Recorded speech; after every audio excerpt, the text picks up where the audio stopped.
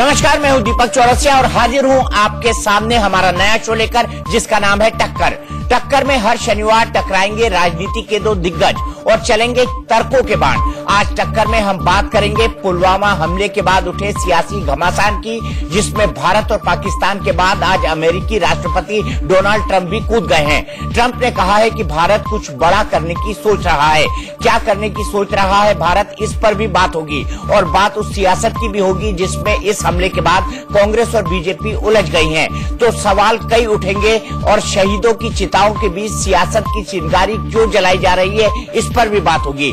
जब पूरे देश में आक्रोश है तो राजनीति क्यों हो रही है, ये सवाल इसलिए उठ रहे हैं क्योंकि पुलवामा हमले पर सरकार और सुरक्षा बलों के साथ खड़े होने का दावा कर रहा विपक्ष अब सरकार पर सवाल उठा रहा है।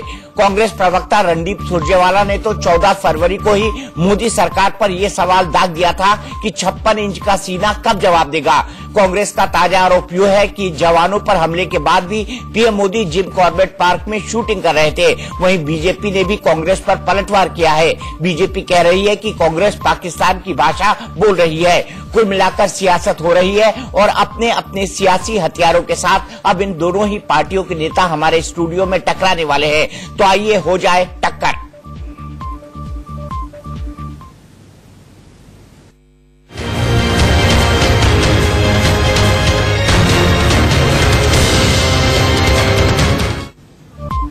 तो हमारे साथ टक्कर में दो खास मेहमान मौजूद हैं। हमारे साथ कांग्रेस के तेज तर्रार प्रवक्ता आलोक शर्मा हैं, वहीं जाने माने बीजेपी के लीडर सुधांशु मित्तल जी भी हमारे साथ हैं। सबसे पहले शुरुआत आलोक शर्मा जी आपसे, क्योंकि विपक्ष को पहला मौका मिलता है और मेरा सीधा सवाल, 14 तारीख को जब शहीदों के बारे में यह तय नहीं था कि कितने शहीद हो गए हैं, 20 लोगों के शहीद होने की खबरें आ रही थी, यह पता चल चुका था कि ब्लास्ट बहुत भयानक है। उस वक्त रणदीप सुरजेवाला प्रेस कॉन्फ्रेंस करके ये कह रहे थे कि 56 इंच का सीना क्या जवाब देगा। क्या आपको लगता है ये लाशों पर राजनीति नहीं थी? देखिए, मैं समझता हूं कि प्रेस कॉन्फ्रेंस नहीं थी और ट्वीट किया गया था, लेकिन उसका एक पूरा कारण है, उसका पूरा इतिहास है कि जिन लोगों ने जिस तरह की बयानबाजी कर जो सरकार मर जवान और मर किसान का नारा देकर आई हो, जो मेजर शहीद कालिया के ऊपर और तमाम लोगों के ऊपर राजनीति कर आई हो और तमाम जो मौके आए पिछले 4.5 वर्षों में उस पर राजनीति की हो, नोटबंदी और सर्जिकल स्ट्राइक को सबसे बड़ा जिस तरह से बताया गया कि हम ही ने कर दी है कि नोटबंदी से बड़ा देशभक्ति का काम नहीं हो सकता, और सर्जिकल स्ट्राइक के ऊपर जो बरसी मनाए सरकार सर्जिकल स्ट्राइक को कहे कि आरएसएस की प्रेरणा से सर्जिकल स्ट्राइक हो गई है, तो स्वाभाविक था कि सवाल पूछा जाए। पूरे देश के अंदर गुस्सा था, लेकिन तुरंत आपको नहीं लगता 56 इंच का सीना कब जवाब देगा? भले से ट्वीट किया हो, लेकिन ये पब्लिक डोमेन में जानकारी है और पहले ही घंटे में कांग्रेस ये आरोप लगा रही है कि शायद सरकार की कार्रवाई की कोई मंशा नहीं है। ये डाउट खड़ा करना नहीं है तो क्या है? देखिए, मैं समझता हूं क्योंकि 4.5 वर्षों में केवल भाषण हमने देखे। मोदी जी बिना बुलाए पाकिस्तान पहुंच जाते हैं, उसके बाद क्या नतीजा रहता है? आईएसआई पठानकोट में जांच करने आती है, उसके बाद क्या नतीजा रहता है? हमने तो नहीं कहा था कि 10,000 पत्थरबाजों को छोड़ दो आप। हमने तो नहीं कहा था कि आप एक के बदले 10 सर लेकर आने के भाषण दो। हमने नहीं कहा था कि आप धारा 370 पर, जिसके ऊपर 70 वर्षों तक आपने राजनीति की, कॉमन मिनिमम प्रोग्राम में सबसे पहले रखा कि धारा 370 को मजबूत कैसे करेंगे। तो जिस तरह से पाकिस्तान और जम्मू कश्मीर को लेकर नीतियां रही, वो तमाम प्रश्न चिन्हों के घेरे में रही। हम कोई चूड़ियां लेकर नहीं बैठे। हमने किसी ने नहीं कहा कि प्रधानमंत्री इस्तीफा दे दें, गृह मंत्री इस्तीफा दे दें। 26/11 के बाद आज जो वर्तमान के प्रधानमंत्री हैं, उस समय पे मुख्यमंत्री थे, 26/11 पे वहां पर अंदर गोलियां चल रही थी और आप प्रेस कॉन्फ्रेंस कर रहे थे। आप किस तरह के पोस्टर्स वहां पर उस समय पर निकाल रहे थे जब मुंबई के अंदर अटैक चल रहा था? Fight for terror, vote for BJP. जो सरकार इतने बड़े बड़े वायदे करके और इस तरह के पोस्टर लगाकर आई हो, उससे सवाल पूछ लिया जाए तो देशद्रोह हो जाता है। ठीक है, जवाब देते हैं। एक छोटा सा अंतिम बात, उसके बावजूद माननीय राहुल गांधी जी ने कहा कि भाई ऐसा नहीं होना चाहिए, हम कोई सवाल में नहीं उलझेंगे और आपको जो कर रहे हैं नहीं होना चाहिए, कोई सवाल नहीं खड़े करेंगे, लेकिन सवाल खड़े हो जाते हैं। लेकिन सवाल खड़े करते हैं क्यों हुए? फिर उसके बाद क्यों हुए कि देश के प्रधानमंत्री, हमारे शहीदों की चिताएं अभी तक ठंडी नहीं हुई थी, बहुत तो रास्ते में थी उनकी डेड बॉडीज। प्रधानमंत्री झांसी में जाकर कहते भाइयों बहनों मित्रों, मुझे ही आशीर्वाद मिलेगा। भाई जब आप इस तरह से करोगे तो सवाल देश पूछेगा कि भाई 5 दिन 6 दिन बाद एनआईए को वहां पर एफआईआर क्यों की गई? एफआईआर करने में 5 से 6 दिन लग गए, भाषण फुल चलता रहा। मोदी साहब वहां पर वोट मांग रहे थे। अमित शाह जी बेंगलोर में राम मंदिर बनवा रहे थे। पीयूष गोयल जी तमिलनाडु में कोएलिशन कर रहे थे। योगी जी उत्तर प्रदेश छोड़कर केरला में भाषण दे रहे थे। तो सवाल क्यों ना पूछे जाए? ठीक है, जवाब लेते हैं। और सुधांशु जी, सबसे पहला सवाल, जब शहीदों की चिताओं पर आग जल रही थी, जब पूरा देश नम था, तब बीजेपी भी राजनीति कर रही थी, यह आरोप आलोक शर्मा जी लगा रहे हैं।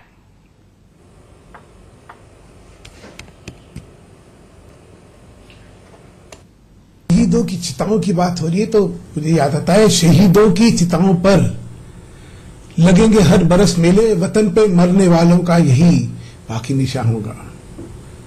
और शायद यही भावना इस देश की है। ये देश जब कभी भी संकट आता है तो राजनीति नहीं करता, एकजुट खड़ा होता है और एकता का संदेश देता है, दुश्मन से लड़ता है।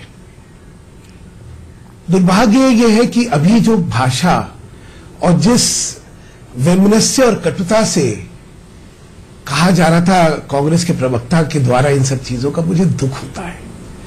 मुझे लगता नहीं कि जब राहुल गांधी ने ये कहा कि सरकार के पीछे इस घड़ी में सारा प्रतिपक्ष खड़ा है, तो उनकी जो भावना थी, ये इनका जो वक्तव्य है, ये उस भावना के अनुरूप है, अनुकूल है। ऐसे रणदीप जी के बारे में क्या कहूं, अब कितने दिन पहले वो हार के कहां से आए हैं, क्या बोलना इन चीजों के बारे में। हार की कुंठा अगर इन शब्दों में बदल जाए कि राष्ट्र के प्रति अपना उत्तरदायित्व आदमी भूल जाए, तो कुछ भी नहीं मैं कह सकता। दीपक जी, बात क्या हो रही है? बात यह हो रही है कि जिस समय ऐसी चुनौती देश के सामने हो, उस समय क्या आचरण की उम्मीद है? मैं कभी नहीं कहता कि प्रतिपक्ष को, सरकार को कटघरे में नहीं खड़ा करना चाहिए, जरूर करिए, हमें कटघरे में खड़ा करिए, हम जवाब देंगे। हर चीज का एक समय होता है। जब एकता का संदेश का समय हो और जहां इनके नेतृत्व में वो संदेश देने में सफलता से देश का एक मान बढ़ाया, वहां पे उनके नेता इस तरह की भाषा और इस तरह की विचार का अगर अभिव्यक्ति करते हैं तो बहुत दुर्भाग्य है। देखिए, कांग्रेस का इतिहास है देश की आजादी से जुड़ा हुआ, एक राष्ट्रवादी संगठन है, हमारी मतभिन्नता है, लेकिन हर बार जब देश पे संकट आता है तो हम लोग एक साथ खड़े होते हैं। और मैं उम्मीद अभी भी यही करना चाहता हूं। जिस वैमनस्य और कटुता से इसका राजनीतिकरण करने की कोशिश हो रही है, मैं तो सिर्फ निवेदन कर सकता हूं। मैं उस ना तो भाषा में ना उन तर्कों में जवाब देना चाहता हूं, मेरे पास सब है। जब लोग कहते हैं कि किन इमरान खान की भाषा और इन लोगों की भाषा में फर्क नहीं है, तो शायद उन तर्कों में दम है और मैं भी दे सकता हूं, लेकिन मैं नहीं देना चाहता। आज आपके चैनल के माध्यम से मैं कोशिश करूंगा कि वो कटुता को कम करके देश की एकता को बढ़ाया जाए। इस तरह का नई संदेश दे। कौन खुश होगा? पाकिस्तानी खुश होंगे। हमारी आपसी अगर लड़ाई दिखेगी तो कौन खुश होने वाला है? देश खुश होगा क्या? पाकिस्तानी खुश होंगे। कृपा करके इन घड़ियों को समझते हुए अपना आचरण करिए, तो शायद देश के प्रति अपना उत्तरदायित्व का हम निर्वाह कर पाएंगे। ठीक है, जवाब ले लेते हैं। आप क्या पाकिस्तान की भाषा बोल रहे हैं आलोक शर्मा जी? जवाब दीजिए। देखिए, मैं समझता हूं जब बीजेपी और बीजेपी के तमाम प्रवक्ताओं को कोई रास्ता नहीं मिलता तो पाकिस्तान भाग लेते हैं। गुजरात का चुनाव आया तो दीपक कपूर साहब भी और देश के पूर्व मुख्य प्रधानमंत्री मनमोहन सिंह जी साहब का भी सबका पाकिस्तान से संबंध हो गया था। देखिए, प्रधानमंत्री साहब ने गुजरात में भाषण में जा जाके कहा कि देखिए प्रधानमंत्री जी का पाकिस्तान से कनेक्शन है। अरे भाई, 3 आपके शासनाध्यक्ष भाजपा की तरफ से हुए। 1990 में आतंकवाद हुआ, अटल जी, आडवाणी जी और मोदी साहब, और तीनों पाकिस्तान में बिरयानी खा के आए। सच है कि नहीं? हमारी तरफ से कोई नहीं गया, लेकिन फिर भी आपकी आदत है। आप मुझे बताइए, गुजरात का चुनाव खत्म हो गया, मनमोहन सिंह जी का पाकिस्तान से क्या कनेक्शन है, इसके ऊपर जांच हुई कोई? टीवी डिबेट्स भी खत्म हो गई और बीजेपी भी अपने घर चली गई। सुधांशु भाई मेरे बड़े भाई की तरह, इन्होंने कहा हार की कुंठा। हार और जीत तो चुनाव में किसी की भी होती रहती है। कौन नहीं हारा आज तक? मैं भी हारा हूं और तमाम लोग हारे हैं। कौन नहीं हारा आज तक? इतिहास बहुत अच्छा रहा है हमारा, आगे भी रहेगा, वर्तमान भी है। लेकिन जो सवाल पूछ ले वो देशद्रोही है, ये प्रचलन अभी से आया है। मोदी साहब तो रंगीन पगड़ी बांध के, मैं इन्वर्टेड कॉमास में कह रहा हूं, रंगीन पगड़ी बांध के टोंक की भाषण दे के वोट मांग सकते हैं, लेकिन कोई दूसरा पूछे कि भाई एनआईए ने 6 दिन क्यों लगाई एफआईआर दर्ज करने में, वो देशद्रोही है। सुधांशु भाई, इंडिया न्यूज के दर्शकों को बहुत बड़ा प्रोग्राम है ये, पूरा देश आज इसको देख रहा है टक्कर को, ये जरूर बता के जाइएगा कि सीआरपीएफ के काफिले से कौन सी गाड़ी टकराई थी। बोलेरो थी, स्कॉर्पियो थी, इको थी, मारुति थी, टोयोटा थी, जरा बता के जाना। अब जरा अभी तक आप लोगों ने कोई चीज डिस्क्लोज नहीं की।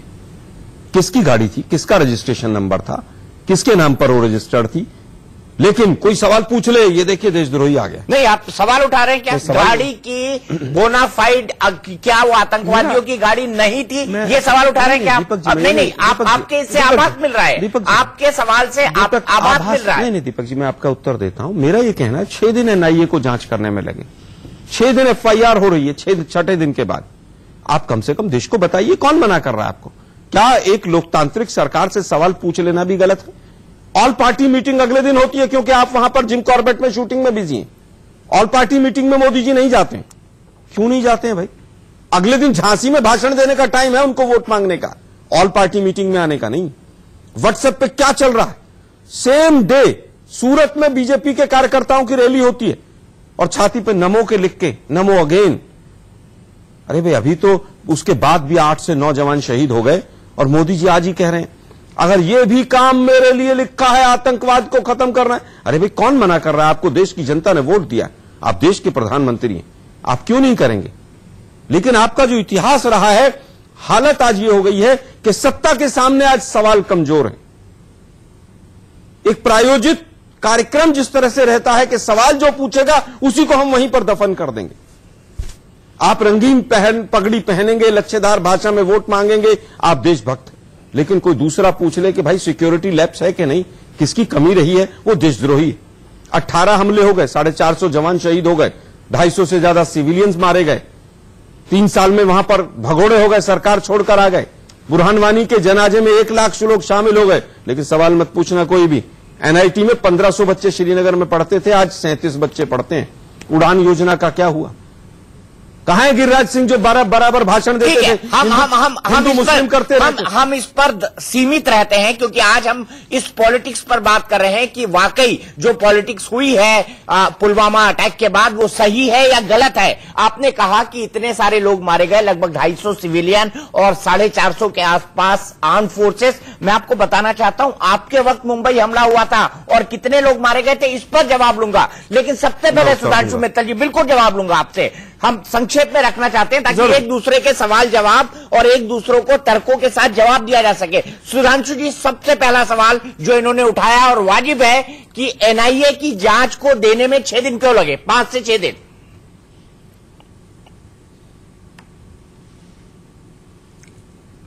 दीपक जी, पहले सारा परिप्रेक्ष्य सुन लेते हैं।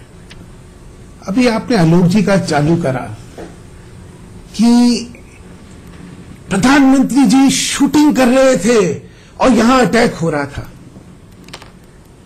देखिए, कोई छुटभैया संगठन बोले गैर जिम्मेदार बात तो ठीक है। एक प्रधानमंत्री का कार्यक्रम लगा होता है, किसी को पता है कि किस समय आतंकी हमला होने वाला है, वो वहां पे अपने काम से जा रहे हैं, वहां पे काम कर रहे हैं, हमला हो गया, छोड़ के आ गए। लेकिन मैं वही क्या है, जब दुर्विचार हो और जहां वैमनस्य हो और मानसिकता में जब अपनी जिम्मेदारियों का एहसास ना हो के सिर्फ कुंठा हो, तो इस तरह के तर्क और इस दुर्विचार हो और जहां वैमनस्य हो और मानसिकता में जब अपनी जिम्मेदारियों का एहसास ना हो के सिर्फ कुंठा हो, तो इस तरह के तर्क और इस तरह की भाषा आप सुन सकते हैं। अभी इन्होंने कहा कौन सी गाड़ी थी, क्या कहना चाहते हैं कि हिंदुस्तान की सरकार ने गाड़ी भेज दी थी? क्या कहना चाहते हैं हिंदुस्तान की सरकार ने मरवा दिया? क्या कहना चाहते हैं? मैंने प्रतिपक्ष को सुना, किसी ने एक ने कहा कि ये अटैक की टाइमिंग्स जो हैं ये संदिग्ध हैं। हर तरह के इस समय आरोप जड़ने की कोशिश हो रही है। आपको लगता है कि सही समय है क्या? मैं दीपक जी, आपने कहा एनआईए की जांच जो है देर में चालू हुई। जांच जब करती है उससे पहले क्या क्या काम होते हैं शायद इनको परिचय नहीं होगा। मैं एनआईए की फंक्शनिंग को बहुत जानता हूं, इसलिए मैं इस बहस में नहीं जाना चाहता। इनको शायद ध्यान नहीं है कि जब नरेंद्र मोदी जी पे पटना की रैली में बम फूटे थे और जहां पे लोग मारे गए थे, जिसके कि 2 महीने बाद एनआईए की वो जांच चालू हुई थी, उस समय सरकार इनकी थी, हमारी नहीं थी।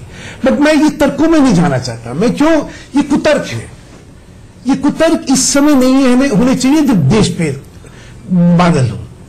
ये कुतर्क अभी आपने कहा, अरे भाई अटैक के फौरन बाद रणदीप सुरजेवाला क्या बोलते हैं,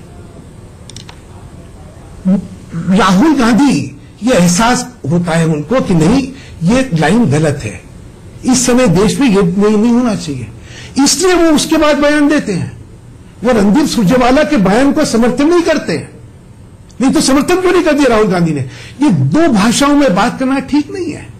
और मैंने तो टीवी पे आपको ध्यान होगा, मैं तो बड़े उससे और मैंने सब्जेक्ट पे इस बात की तारीफ करी मैंने कि बहुत जिम्मेदारी का परिचय हुआ है। लेकिन मुझे नहीं लगता था कि उस जिम्मेदारी के परिचय के बाद उनके लोग किस स्तर पर उतर आएंगे, किस तरह की अभी जैसे आपने अगर देश देख रहा है आज, आलोक जी की भाषा, आलोक जी के व्यंग, किसको कहां कटघरे में खड़ा कर रहे हैं? भाई देश को कटघरे में खड़ा करना चाहते हैं क्या? आप पाकिस्तान से लड़ रहे हैं, आप पाकिस्तान के नापाक इरादों से लड़ रहे हैं, आप शहादत के बदला हमें कैसे लेना है उस विषय से जूझ रहे हैं, और आप शहादत पे राजनीति करना चाहते हैं। अगर यही आपको लगता है कि आपका फर्ज है, जरूर करिए, हमें तो कोई दिक्कत है नहीं। आलोक जी, ये कागज आप दिखा दीजिए, आप क्या दिखाना क्या चाहते हैं? इन कागजों से आप क्या दिखाना चाहते हैं? क्या लिखा है उन कागजों में, ये भी सुधांशु जी को बता दीजिए ताकि सुधांशु जी इसका भी जवाब दे सकें। ये दिखाना, ये अपनी विकृत मानसिकता बार नहीं, हमारी मानसिकता खराब है, हमारी अंदर कुंठा है हार की, और तमाम तरह की शब्दावली का इस्तेमाल हुआ। 26/11 का भी जिक्र हुआ, मोदी जी ने भी आज 26/11 का जिक्र किया कि 26/11 के अटैक का जवाब जो लोग नहीं दे पाए। मोदी साहब, वो बोट कहां से चली थी? पोरबंदर से। आप मुख्यमंत्री थे, जवाब आपको भी देने थे, लेकिन आप तो प्रेस कॉन्फ्रेंस कर रहे थे, अंदर हमारे कमांडो लड़ रहे थे उनके साथ, और आप प्रेस कॉन्फ्रेंस कर रहे थे, और आपके प्रवक्ता चूड़ियां लेकर बैठे थे। और जो पोस्टर दिखा रहा हूं, ये दिल्ली और बॉम्बे में पोस्टर लगे थे। इस पोस्टर पर लिखा है fight terror, vote for BJP. जिस समय पर गोलियां चल रही थी, आप खून से के धब्बे वाले लाल पोस्टर सड़कों पर लगा रहे थे। आज आप पूरे देश को देशभक्ति का पाठ पढ़ा रहे हैं। झांसी में मोदी जी कह रहे, भाइयों बहनों मित्रों, मुझे पता है मुझे ही आशीर्वाद मिलेगा। 24 घंटे पूरे नहीं हुए थे, उसके बाद हमने सवाल पूछने शुरू किए हैं। अभी इन्होंने कई चीजें कही कि साहब राजनीति नहीं होनी चाहिए। क्या पूरे बीजेपी के लीडर्स में से किसी एक ने अपनी रैली रद्द की?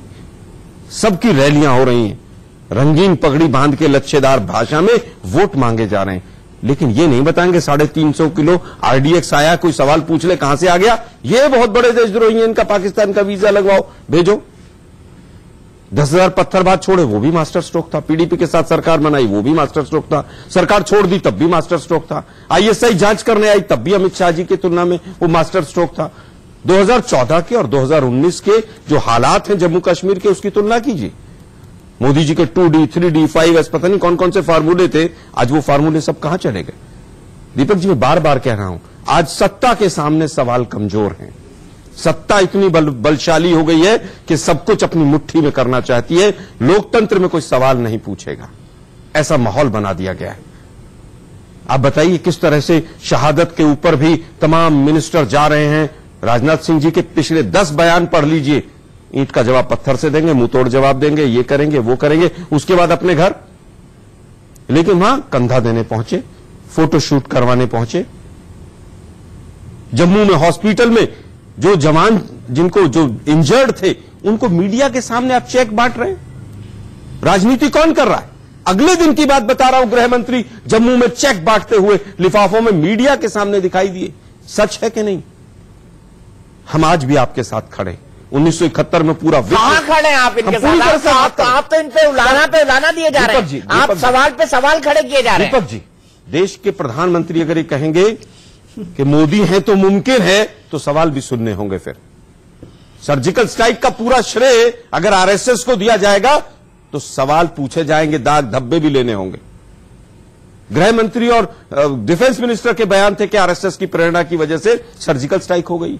आपने जितना आर्मी का राजनीतिकरण किया, डिफेंस फोर्सेस का राजनीतिकरण किया, किसी ने नहीं किया पिछले 4.5 वर्षों में। जितने डिफेंस एक्सपर्ट, और कुछ तो बीजेपी का चोला पहनकर बैठते हैं, मैं ऑन रिकॉर्ड इन्वर्टेड कॉमास में कह रहा हूं कि बीजेपी के दफ्तरों के चक्कर काटते हैं। लेकिन विजन डॉक्यूमेंट का जो हेड है आपने डीएस हुड्डा साहब को बनाया, जो सर्जिकल स्ट्राइक के हेड थे, तो आप उन्होंने भी कांग्रेस का चोला पहन लिया। अगर सवाल उठेंगे तो दोनों तरफ से उठेंगे। ये सवाल मैं सुधांशु मित्तल से भी पूछूंगा। दीपक जी, उन्होंने ऑफिशियली बिल्कुल जाकर राहुल गांधी जी से मिलकर विजन डॉक्यूमेंट बनाने की बात की। हमने छुपाकर नहीं किया। हम ये नहीं करते कि बजट के दिन 50 सीए बॉम्बे से पीयूष गोयल जी बुलाएं और सारे टीवी चैनल्स पर बैठें और डिफेंस एक्सपर्ट बीजेपी के नेताओं से पूछ के आए कैसे बचाना है सरकार को। हम ये काम नहीं करते।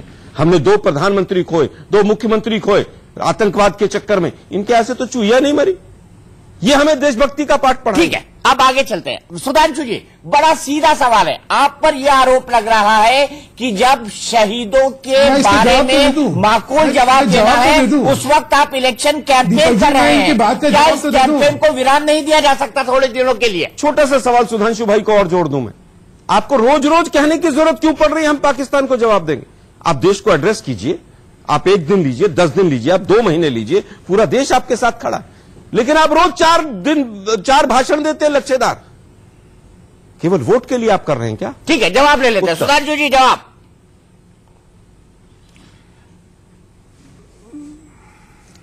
अब देखिए दीपक जी, बात हो रही थी कि ये जो आतंकी हमला है, इस पे क्या प्रतिक्रिया होनी चाहिए। जवाब हमसे पूछ रहे, इसके बारे में जरूर पूछिए। अब आप कहां से क्या चालू करते हैं? आप राजनीति कि साहब आपने जो है पीडीपी के साथ समझौता करा, आपने 10,000 छोड़े, वगैरह वगैरह वगैरह। मैं तो आज के दिन इतना मुझे अजीब लगता है कि कहां कितना वैमनस्य हो गया है, कितना देश के प्रति आक्रोश दिखता है मुझे तो इनमें, कि किस तरह के उलझुल बातें होने लगी हैं। पीडीपी के साथ आपने सरकार बनाई, वो तो बहुत अच्छी बात थी, और क्योंकि हमने बना ली तो शायद हम गुनाहगार हो गए। पीडीपी जब समस्या के समाधान में और पीडीपी के आचरण में हमें लगा कि देश हित में नहीं है, तो हम सत्ता छोड़ी है, हम सत्ता लेने नहीं पहुंचे वहां पे।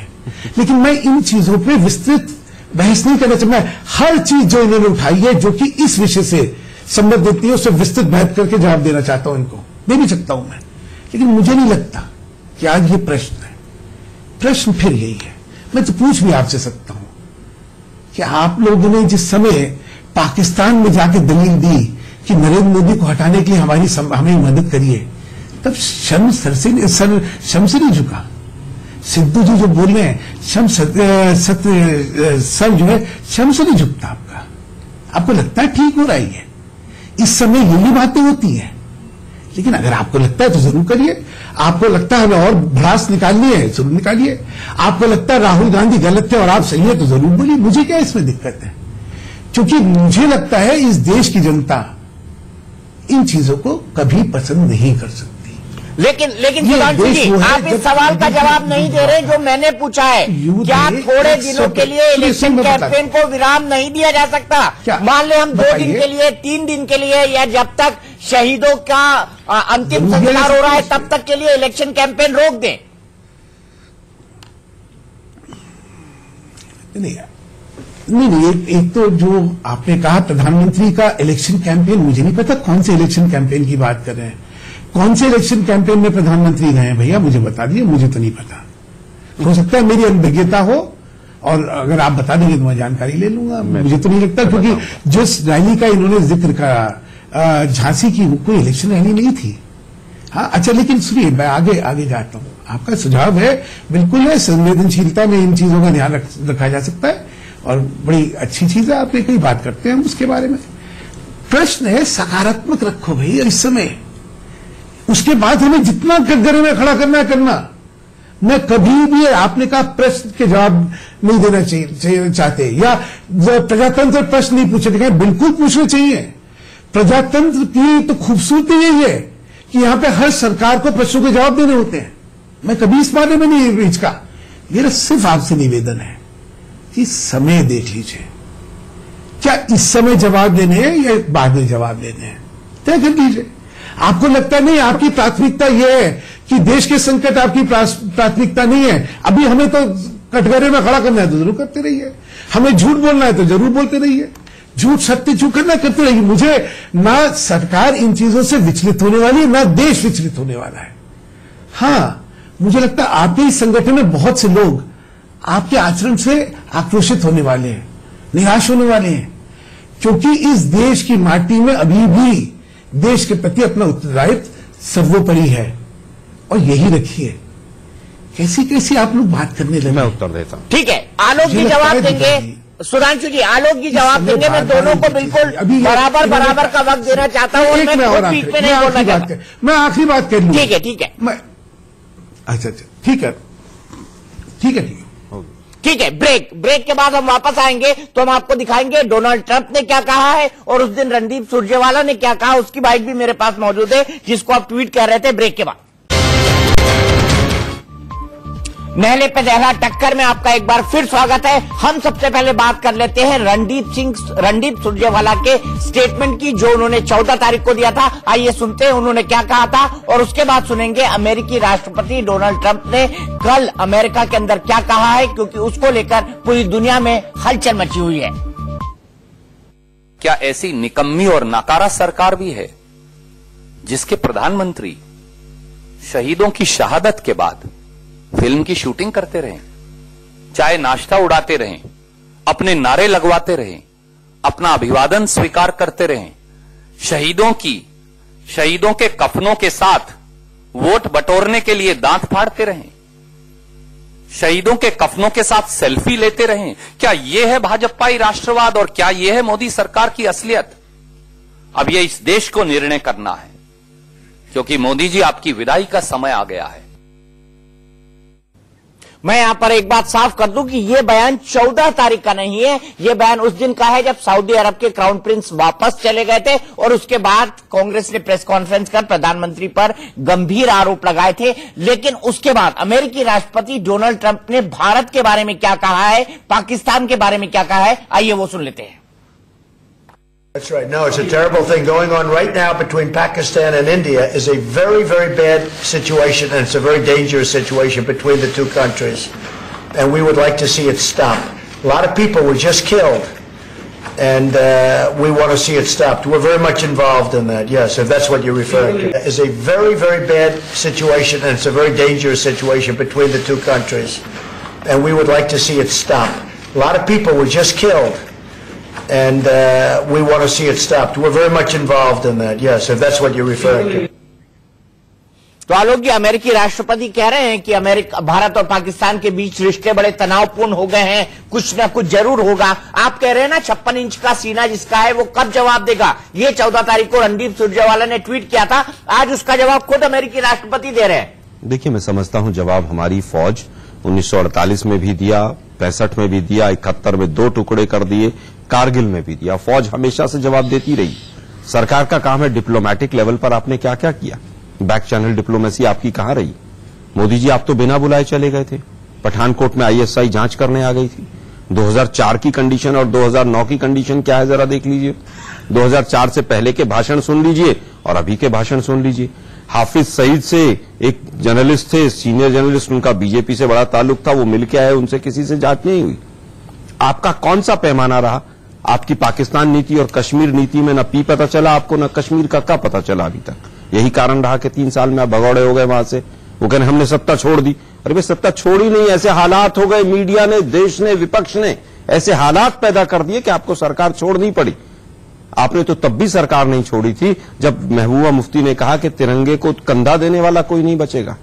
35A पर आपके 42 लाख रुपए एक पेशी के वकील सुप्रीम कोर्ट में आपने खड़े किए। आपने सरकार कहां छोड़ी? कॉमन मिनिमम प्रोग्राम में लिखा धारा 370 को मजबूत कैसे करेंगे, लेकिन उसके बावजूद क्या हुआ? आप अभी पटना का जिक्र कर रहे थे कि एफआईआर 1.5 महीने बाद जांच एनआईए को गई, लेकिन एफआईआर 2 घंटे के अंदर हो गई थी पटना के अंदर। यहां एफआईआर ही कई दिन बाद हुई है। आप पूरे 4.5 वर्षों तक प्रधानमंत्री को कभी मणिशंकर अय्यर की स्टेटमेंट पीछे छुपा देते हैं, कभी सिद्धू जी के पीछे छुपा देते हैं।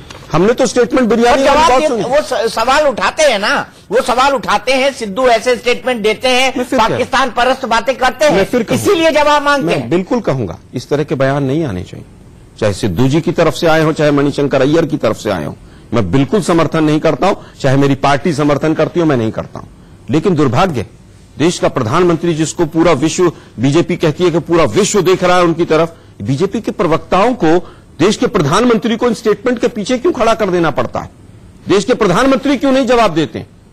देश के प्रधानमंत्री बताएं कि भाई 8 बार आप नवाज शरीफ से मिले, बोली और गोली साथ साथ नहीं चलेगी, लेकिन प्रधानमंत्री 8 बार मिल लेंगे, गृहमंत्री भी वहां चले जाएंगे।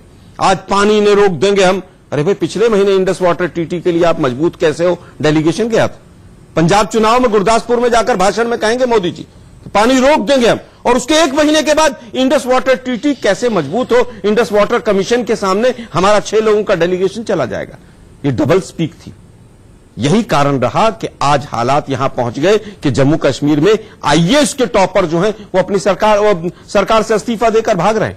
आज पढ़ा लिखा डॉक्टर और इंजीनियर नौजवान जम्मू कश्मीर का वहां पर क्यों जा रहा है? इसके लिए सवाल नहीं पूछा जाना चाहिए, ये देशद्रोह हो जाएगा। भाषण दे सकते हैं मोदी जी, 50,000 करोड़, 60,000 करोड़, 80 लाख करोड़ हम दे देंगे जम्मू कश्मीर को।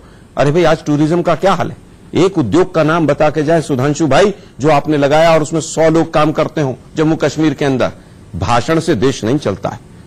पंपोर की घटना हुई, पठानकोट हुआ, उरी हुआ, सजवान हुआ, अमरनाथ हुआ, कौन सी सरकार छोड़ दी थी आपने पीडीपी के साथ चलानी? एक बार भी बयान नहीं आया आप लोगों के हम सरकार छोड़ रहे हैं। फिर राम माधव जी का क्या बयान था कि रेडिकलाइजेशन बढ़ गया है, आतंकवाद बढ़ गया है, इसलिए हम सरकार छोड़ रहे हैं। वो भी आप फेल होकर सरकार छोड़कर आए थे। राम माधव का बयान याद कीजिए। ठीक है, आगे बढ़े। मैं सीधे जानना चाहता हूं आपसे कि आतंकियों को सैकड़ों किलोग्राम कार्बाइन, बाकी चीजें कहां मिली? आखिरकार एक नेशनल हाईवे के ऊपर जिसको सैनिटाइज किया जाता है पूरी तरह से, जहां पर बैरिकेड्स लगे होते हैं, आखिरकार आखिरी वक्त पर उन बैरिकेड्स को क्यों हटाया गया? यह सवाल भी कांग्रेस पार्टी और कई विपक्षी दल सुधांशु जी उठा रहे हैं।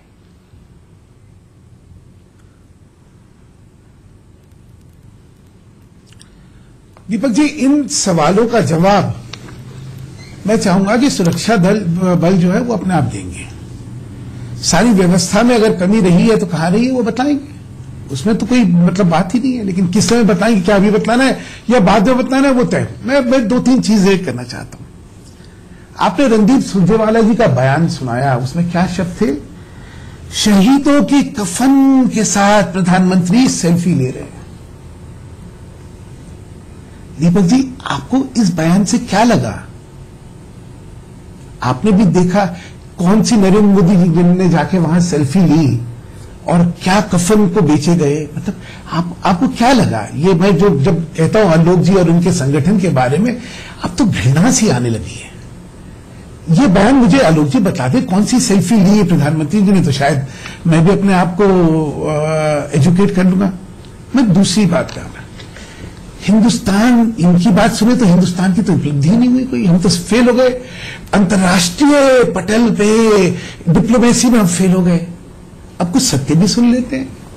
आलोक जी, अभी तो चीन ने समर्थन दे दिया,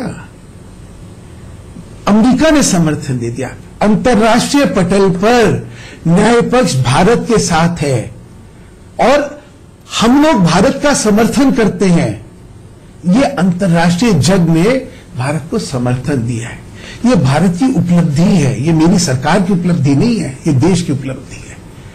आप तो उससे भी चिढ़ रहे, आपको तो उससे भी खुशी नहीं है। आपने कहा जनरल हुडा के साथ मिलकर हम लोग विजन स्टेटमेंट बनाएंगे। जनरल हुडा तो वो हुडा थे जो कि सर्जिकल स्ट्राइक के समय उनकी कमान थी। उन्हीं से पूछ लीजिए सर्जिकल स्ट्राइक हुई थी या नहीं हुई थी। आपने तो उस पर भी प्रश्न उठा लिए थे। तो आप जब कहते हैं प्रश्न उठाने चाहिए, जरूर उठाइए ना। तो मैं तो तब भी ये कहता था कि इस समय ना उठाइए, अब उठा लीजिए, अब पूछ लीजिए ना, सत्य था या नहीं था। आपने तो उस पर भी प्रश्न चिन्ह लगा देते उस समय। आपके आचरण में बार बार ऐसा आ रहा है, ये देशभक्ति का आचरण इसलिए मैं कहता हूं नहीं है कि आप झूठे प्रश्न उस समय उठाते हैं जिस समय देश संकट में होता है। राहुल गांधी जी ने क्या कहा था? प्रधानमंत्री जी सेना के जवानों की खून की दलाली कर रहे हैं। और आप कह रहे हैं हम सेना का राजनीतिकरण कर रहे हैं। आपको लगता है कि ये अच्छे बयान थे, ये देशभक्ति के बयान थे, ये सेना के मनोबल को बढ़ाने वाले बयान थे? तो हो सकता है। एक और दीपक जी मैं आज बात करना चाहता हूं, मैं इनको चुनौती देता हूं उससे बहस करने के लिए। ये कहते हैं सर्जिकल स्ट्राइक के बारे में जब प्रश्न उठे थे तो, और अभी भी अंतर्राष्ट्रीय, आज जानते हैं हिंदुस्तान विश्व का तीसरा देश है जिसने अपनी डॉक्ट्रिन जो है वो अंतर्राष्ट्रीय पटल पे कहा कि अब हमारी ये नई डॉक्ट्रिन है। वो क्या है? Doctrine of hot pursuit, doctrine of international border. आपको ध्यान होगा कारगिल में बहुत बड़ी हमने कैजुअलिटी सही, क्योंकि तब यह था कि हम लोग एरोस्पेस जो है पाकिस्तान की वायलेट नहीं करेंगे या अंतर्राष्ट्रीय सीमा के उल्लंघन नहीं करेंगे। पाकिस्तान वो ये ऊपर थे, हम लोग नीचे थे, और इस वजह से कैजुअलिटी हुई। इस सरकार ने उसको ऑल्टर करा, और जब मैं इस सरकार को कहता हूं देश ने ऑल्टर करा, देश ने कहा कि नहीं, अपने लोगों की सुरक्षा के लिए अगर हमें अंतर्राष्ट्रीय सीमा का उल्लंघन करके दूसरे देश में जाना पड़ेगा हम जाएंगे। सर्जिकल स्ट्राइक का यह सिग्निफिकेंस था, अंतर्राष्ट्रीय पटल पे आपने ठोक के कहा। और सबसे बड़ी उपलब्धि देखिए, जिस चीज को आज तक विश्व शांति का सबसे बड़ा खतरा मानता था, उस चीज में विश्व का समर्थन मिला। एक देश नहीं था जिसने आपकी खिलाफत करी। अमेरिका ने जब करा तब उनकी खिलाफत हुई, इजराइल ने जब करा तब उनकी खिलाफत हुई। हम तीसरा देश है जिसने इस डॉक्ट्रिन को अडॉप्ट करा। हमारी खिलाफत, जानते हैं इस डॉक्ट्रिन की खिलाफत किसने करी थी? पहली बार ये डॉक्ट्रिन म्यांमार में यूज हुई थी, और तब उसी दिन पाकिस्तान की नेशनल असेंबली की इमरजेंट मीटिंग हुई और पाकिस्तान ने रेजोल्यूशन पास करा और कहा कि हिंदुस्तान ये ना समझे कि पाकिस्तान जो है म्यांमार है। लेकिन फिर भी हुआ, तब भी इन्होंने यही रुख अपनाया था जो आज आप आलोक की पार्टी का देखिए। ठीक है, मैं यही सवाल को आलोक शर्मा जी के पास ले जाना चाहता हूं। आलोक शर्मा जी, सीधा सवाल है मेरा आपसे कि क्या आपने जनरल डीएस हुडा से पूछा कि सर्जिकल स्ट्राइक हुआ था या नहीं हुआ था? क्योंकि सर्जिकल स्ट्राइक पर सवाल उठाने वाली भी आपकी पार्टी थी। क्या आपने पूछा सर्जिकल स्ट्राइक हुआ था या नहीं हुआ था? देखिए, मैं समझता हूं सर्जिकल स्ट्राइक हुई तो माननीय राहुल गांधी जी का 3 घंटे के बाद बयान आया था कि मोदी साहब ने अगर पहला कोई अच्छा काम किया है तो ये किया है। लेकिन सवाल भी उठाए थे, सबूत भी मांगे थे आपने। 1 मिनट सर, सबूत भी मांगे सर। 1 मिनट, जिसने सबूत मांगे उसको दबाया गया। अरे कमाल है, पूरी तरह से दबाया गया। कैसे झूठ बोल रहे हैं यहां पे बैठ के? कोई झूठ नहीं बोला है। राहुल गांधी जी ने सबसे पहले कहा था कि अगर मोदी जी ने कोई अच्छा काम किया है तो ये किया। मैं ऑन रिकॉर्ड बोल रहा हूं। मतलब कमाल के, मैं ऑन रिकॉर्ड बोल रहा हूं। सर्जिकल स्ट्राइक पर राहुल गांधी जी ने समर्थन करा। सर मैं फिर कहूंगा थोड़ा सा अपडेट कर दीजिएगा। राहुल गांधी स्टेटमेंट देखना तो लाइए।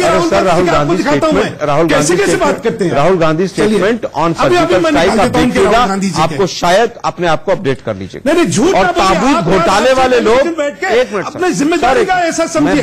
मैं बिल्कुल ऑन रिकॉर्ड बोल रहा हूं और जिम्मेदारी से बोल रहा हूं। ताबूत घोटाले करने वाले लोग हमारी सरकार में नहीं मिले हैं। लीजिए अभी आपको ऑन रिकॉर्ड। दूसरी चीज, 1 मिनट सर, रिकॉर्ड बाद में निकाल दीजिएगा। जो मैंने कहा मैं अटल हूं उस बात पर। आप कह रहे हैं पूरे विश्व में पता नहीं क्या हो गया। विश्व ने हमेशा से आतंकवाद पर भारत का साथ दिया है। ऐसा मत प्रोजेक्ट कीजिए कि पहले कभी भी किसी ने साथ नहीं दिया है। मोदी जी पहले प्रधानमंत्री नहीं है देश के, तमाम प्रधानमंत्रियों ने तमाम यूनाइटेड नेशंस के प्लेटफॉर्म पर यह हुआ है कि आतंकवाद के साथ, हमारे साथ आतंकवाद के खिलाफ तमाम देश खड़े रहे। लेकिन बाकी जो इतना ढिंडोरा पीटा जा रहा है उसके बावजूद इतने लोग शहीद हो गए, उसका जवाब देने वाला कौन है? खून की दलाली शब्द का इस्तेमाल कब हुआ है? खून की दलाली शब्द का इस्तेमाल जब हुआ है जब सर्जिकल स्ट्राइक को बीजेपी ने कहा जैसे प्रवक्ताओं ने जाकर वहां पर कर दिया, तब वहां पर दिक्कत आई। राजनीति करना, आप राजनीति का करेंगे तो सवाल पूछे जाएंगे। लेकिन आलोक जी, सर्जिकल स्ट्राइक के सबूत भी कांग्रेस ने मांगे थे। ये गलत नहीं बोल रहा हूं मैं, ये गलत नहीं बोल रहा हूं। एक व्यक्ति ने भी मांगे थे। क्यों मांगे थे? वो कांग्रेस का रिप्रेजेंटेटिव था। दीपक जी, मैं फिर कहूंगा बिल्कुल गलत था। सर्जिकल स्ट्राइक के ऊपर सबूत जिसने मांगे वो बिल्कुल गलत था। मैं बिल्कुल खिलाफत करता हूं उसकी। लेकिन एक बार जरा मोदी जी के बयान, अरे सर राहुल गांधी जी का राहुल गांधी जी का बयान, स्ट्राइक फॉर पॉलिटिकल कैपिटल बाद में कहा गया ना सर, जब राजनीति, नरेंद्र मोदी जब राजनीति, कैसे झूठे हैं सर आप झूठ बोल रहे हैं। किसके साथ आप चर्चा? राहुल गांधी, नहीं आप सुधांशु भाई व्यक्तिगत आरोप नहीं लगाया। नहीं थे। ये मोबाइल उठा के मुझे भी दिखाना बहुत आता है। किसी को भी झूठा मत कहिए। राहुल गांधी जी का बयान पीसीआर से कहूंगा कि चलाएं वो। गंभीर विषय पे जबरदस्त। आप लोग गंभीर बात करेंगे कभी? हमेशा भाषण देने वाले लोग, देखिए केवल भाषण देने वाले लोग हैं आप लोग। मोदी जी आज भी रंगीन पगड़ी बांधकर भाषण दे। मैं फिर कह रहा हूं, माननीय राहुल गांधी जी का बयान पहले दिन आया है, तो ऐसे लोगों से चर्चा नहीं कर सकता। उठ के चले जो जाइए, मक्कारी दिखाए चले जाइए। अगर मुझे लगता था कि जिम्मेदार आदमी है, गैर जिम्मेदार आदमी है, किसके साथ बैठ के चर्चा करूंगा मैं? कहूंगा अगर आपको लगता है यहाँ पर नेता का बयान भी झूठ कर देते हैं। मैं फिर कहूंगा राहुल गांधी जी ने सबसे पहले बयान यार ये मोबाइल दिखाने छोड़ दीजिए। इस मोबाइल में मैं दिखाने लगूंगा तो आपके पास उत्तर नहीं मिलेंगे। तो देख लीजिए मोदी जी के 4 भाषण बात करिए ना, this is what Rahul Gandhi 4 भाषण तो आप भी दिखाइए। अगर आपके पास फैक्ट है तो आप भी दिखाइए। मैं साफ कह रहा हूं कि राहुल गांधी जी का पहला बयान है कि अगर मोदी जी ने पहला कोई अच्छा काम किया तो सर्जिकल स्ट्राइक करके किया। इसको कैसे डिनाई कर देंगे? अब देखो मैं कहूंगा पीसीआर से बयान को चलाएं। कैसे झूठे आदमी है? झूठे आप हैं, कमाल है। झूठे आप हैं, आपकी सरकार झूठी है, मोदी जी झूठे और महा झूठे। और कुछ सुनेंगे? दीपक जी मुझे लगता है ये चर्चा बेकार है। चर्चा आप दीपक जी मुझे व्यक्तिगत आरोप आप लगा, लोगों से चर्चा करना बेकार है। व्यक्तिगत आरोप आप लगा। आज के दिन अपनी देश की जिम्मेदारी देश आपने ठेका ले रखा है, झूठ के तर्क दे रहे हैं। 550 जवान शहीद करवा दिए और देश का ठेका आपने स्वागत करा था। सवाल पूछते ही देशद्रोही हो जाता है व्यक्ति। हरे कितने आतंकवादी मारे गए? आपकी छाती चौड़ी होनी चाहिए थी। आतंकवादी कितने मारे गए, लेकिन आप तो उनके साथ खड़े हुए हैं। अरे भाई कौन साथ खड़ा हुआ है? कौन साथ खड़ा हुआ है? किसके साथ खड़े हुए हैं? आज देश के टुकड़ों की बात करते हैं, मोदी जी को शर्म नहीं आती? आपके लोग सारे जिन लोगों ने नारे लगाए उनमें से एक भी आतंकियों के लिए आतंकवाद से लड़ने में आपने सर्जिकल स्ट्राइक हमने 2 प्रधानमंत्री खो दिए, 2 मुख्यमंत्री खो दिए। हुड्डा साहब आपके साथ से लड़ते बताइए हुआ था या नहीं हुआ था? चूहिया नहीं मरी। आप हमें देशभक्ति का पाठ अरे किसने खो दिए? आप जैसे बताइए ना, यही कोई क्या हर चीज में यही करते मरी हो तो आप देश को बेचने के लिए खड़े हो गए आप। अरे भाई देश 10 साल तक देश की सुरक्षा के साथ आपने खिलवाड़ करा, आपने बेड़ा किया। 1 महीने में भाइयों बहनों मेरी सरकार आएगी और जम्मू कश्मीर की समस्या खरीदे और उसके बाद सरकार देश के प्रिपेयर्डनेस आर्मी की पत्थरबाज छोड़े वो भी बात सुनना चाहते हैं। वो भी आज के दिन ये बात नहीं करना चाहता हूं। सर आप बात कीजिए, खूब कीजिए। देश की जनता सवाल बिल्कुल झूठ है, ये भी झूठ है। सवाल झूठ बोलते हैं और आपको मैं सवालों के जवाब देने होंगे आपको। आप 350 किलो आरडीएक्स कहां से आया, क्या हुआ? सवाल पूछे जाएंगे, क्यों नहीं पूछे जाए आपसे? मोदी जी तो प्रेस कॉन्फ्रेंस करें जाके, मोदी जी रंगीन पगड़ी बांध के भाषण दे और कोई दूसरा देश का व्यक्ति सवाल भी पूछ रहे तो देशद्रोही। गुजरात का चुनाव जीतना हो तो मनमोहन सिंह के पाकिस्तान से कनेक्शन है। चुनाव खत्म, मुद्दा खत्म। देश को बेच के खा गए पूरे डिफेंस। मोदी जी आपके नेता बताइए ना, राफेल में क्या हुआ? राफेल को मनाने जाते देश के लिए चुनाव जीतना हो तो मनमोहन सिंह के पाकिस्तान से कनेक्शन है। चुनाव खत्म, मुद्दा खत्म। देश को बेच के खा गए पूरे डिफेंस। मोदी जी आपके नेता बताइए ना, राफेल में क्या हुआ? राफेल को मनाने जाते हैं, देश के लिए समर्पित है। 1 लाख रुपए नेता पार्टी का रिश्वत लेते कैमरे में पकड़ा जाए वो भ्रष्टाचार में बात करेगा। याद होगा ना आपको बंगारू लक्ष्मण, मैं क्या नाम नहीं लेना चाहता था। अब आप भ्रष्टाचार की बात करेंगे। राष्ट्रवाद को जितना पनपाया है नकली और कपटी राष्ट्रवाद है बीजेपी। ये बुत हमको कहे काफिर, अल्लाह की मर्जी है। एक सवाल पूछ लो, पाकिस्तान भेज दो। कहां है गिरिराज सिंह? बताइए ना कहां है वो? बड़े बड़े पाकिस्तान पे बयान देते थे, गायब है 10 दिन से। अरे क्यों? अब तो सर्जिकल स्ट्राइक बताइए हुई या नहीं हुई? बिल्कुल हुई। हमने कहा हुई सर्जिकल स्ट्राइक। राहुल गांधी जी ने पहला वक्तव्य तो जनरल हुड्डा, लेकिन आपके साथ सर्जिकल स्ट्राइक का जितना ढिंढोरा पीटा उससे आर्मी का नुकसान हुआ। सर्जिकल स्ट्राइक पहले भी 10 बार हुई, लेकिन हुई थी या नहीं हुई थी? कभी इस तरह से नारे नहीं लगाए। उठाया था सर्जिकल स्ट्राइक हुई या नहीं हुई? सर्जिकल स्ट्राइक हुई और पहले भी 10 बार हुई थी या नहीं हुई? लेकिन हमने सर्जिकल स्ट्राइक का इस तरह से राजनीतिकरण नहीं किया।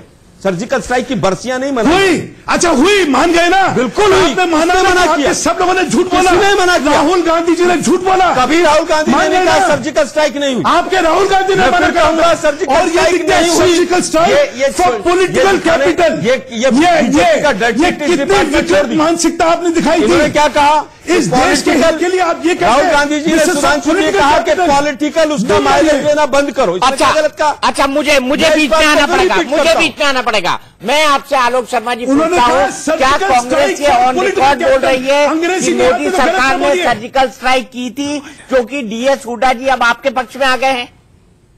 जवाब आलोक जी आपसे।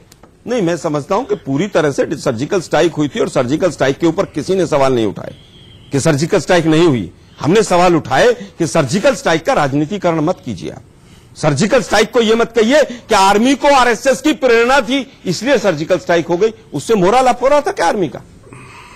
हमने खून की दलाली का शब्द इसलिए किया कि सर्जिकल स्ट्राइक से पहले जिस तरह की घटनाएं घटी थी वो भी पूरे देश ने देखी, किस तरह से जवान हमारे शहीद हुए वो भी देखे।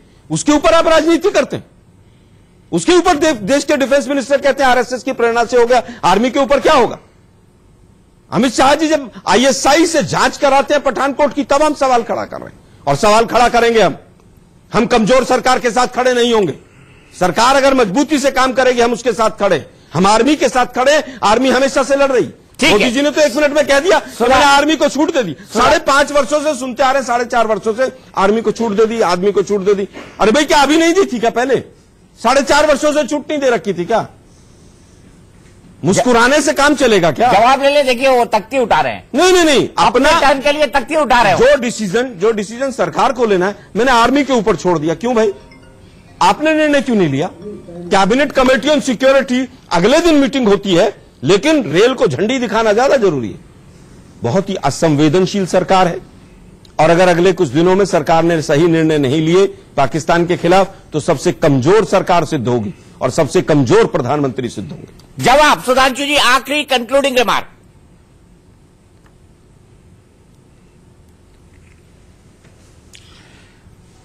दीपक जी, चित भी मेरी पट भी मेरी अंटा मेरे बाप का, ये हर शो पे बोलते हैं आप, इसका कोई मतलब नहीं। तो ये कहावत इन पे चरितार्थ होती है और मुझे अब भी है ना, तो मेरे को तो अपनी बात रखने दीजिए। नहीं, आप जिस तरह की शब्दावली का इस्तेमाल करते हैं आप दूसरे प्रवक्ता को समझते हो तो पागल है। सर्जिकल मैं बोल रहा हूं। अच्छा मैं बोल रहा हूं दीपक जी, अब बता दूं। अच्छा ठीक है, बोलिए दीपक जी।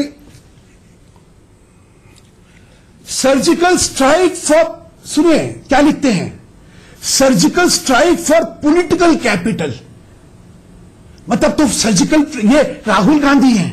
मैं ये दिखा रहा हूं, साक्षी महाराज है ये साक्षी महाराज, जवानों की, साक्षी महाराज एक जवान के शहीद के ट्रक पर बैठकर बत्तीसी निकाल रहे हैं, हंस रहे हैं। इसका उत्तर कौन देगा? अगर आप नहीं बताइए ना, इसका उत्तर कौन देगा? राहुल गांधी जी से करना चाहते हैं। साक्षी महाराज हंस रहे हैं, 3 दिन पहले का फोटो है। राहुल गांधी का स्तर क्या है? क्यों नहीं कहा जाए कि आप राजनीति करते हैं शहादत पर? अगर आप साक्षी महाराज की तुलना राहुल गांधी जी की जिम्मेदारी से करते हैं तो मुझे कोई दिक्कत नहीं है। योगी आदित्यनाथ जी का फोटो है, आपका कहना वो साक्षी महाराज जी के स्तर करके दिखाया जाए, खत्म हुई बात। किस तरह से अच्छा तिरंगे में लिपटा हुआ शरीर है, वहां पर शहादत हुई है और वहां पर दांत फाड़ रहे हैं ये लोग। इस देश की इसको जूम करके दिखाया जाए। ये मोबाइल में मेरे भी बहुत कुछ है। देखो कैसी बात कर रहे हैं। नहीं आप बताइए ना। हाँ दिखाइए, क्या दिखाइए है? मैं कह रहा हूं योगी दिखाइए ना क्या है, जूम करके दिखाइए ना क्या है, आप बताइए ना क्या है। जूम करके दिखाइए योगी आदित्यनाथ। भाई जूम कर दीजिए जितना जूम करिए। सामने तिरंगे में लिपटा हुआ शहीद का शव है और योगी आदित्यनाथ हाथ फाड़ रहे हैं। ये फोटो है, प्रधानमंत्री सेल्फी खिंचवा रहे हैं। ये फोटो है, ये इनके, देखिए क्या है ये दीपक जी, ये पूरा देश देख रहा है। आप लोग हमें देशभक्ति का पाठ पढ़ाएंगे। ये इनके अभी आपने जो है, आपने अभी रणदीप सुरजेवाला का, ये साक्षी महाराज का दूसरा फोटो है जो है, ये शहादत का शव जा रहा है, शहादत का वाहन जा रहा है और साक्षी महाराज इस पर दांत फाड़ रहे हैं। जो आपसे पूछा। अच्छा ठीक है, कंक्लूडिंग रिमार्क करेंगे सुधांशु जी, कंक्लूडिंग रिमार्क दे रहे हैं। प्रधानमंत्री की बात हो रही है। हम अपने तयशुदा वक्त को आगे ले जा चुके हैं। अपना उस मोबाइल में इतना कुछ है सुधांशु भाई, आपको छोड़कर भाग के जाना पड़ेगा। वो भूल रही है उत्तरदायित्व अपना, वो ये भूल रही है। क्या हालत है? आपको शर्म आनी चाहिए आनंद जी। पगड़ी बांधकर लच्छेदार भाषण दें तो वो तो अच्छा है, अपनी वो तो संवेदनशीलता और जिम्मेदारी भूल गए। दूसरा कोई सवाल पूछ ले तो देशद्रोही। लच्छेदारी आप कर रहे हैं। मैंने तो आपको आईना दिखाया, मैंने तो आपको आईना दिखाया, आपने आईना ये दिखा दिया मैंने 10 तरह से। लच्छेदार आप कर रहे हैं। आप कहो तो मैं अगले घंटे तक आईना दिखाता रहूंगा आपको। अपना उत्तरदायित्व का ठीक है, जरा भी एहसास होता है तो आप झूठे नहीं होते। ठीक है, आप ये फोटो भी झूठ बोल रहा है हर चीज के खिलाफत नहीं करते। ये फोटो भी झूठ बोल रहा है। फोटो हर कोई निकाल आपको सकता अपनी है, जिम्मेदारी समझिए। चलिए मुझे बहस को यही रोकना पड़ेगा। आप जुड़े, आलोक शर्मा जी जुड़े, आप दोनों का बहुत बहुत शुक्रिया। गर्मा गर्म बहस थी, लेकिन ये गर्मा गर्म बहस हम हर शनिवार को आपको लेकर आएंगे आपके सामने टक्कर में, क्योंकि हम चाहते हैं मैं सबसे कम बोलूं और दोनों पॉलिटिकल पार्टी कांग्रेस और बीजेपी के प्रतिनिधि ज्यादा से ज्यादा बोले, क्योंकि असल मुद्दों की पहचान जनता तभी कर सकती है जब वो अपने प्रतिनिधियों को सुने। इसीलिए नहले पे दहला टक्कर में आज के लिए इतना ही, लेकिन इंडिया न्यूज पर खबरों का सिलसिला लगातार जारी है।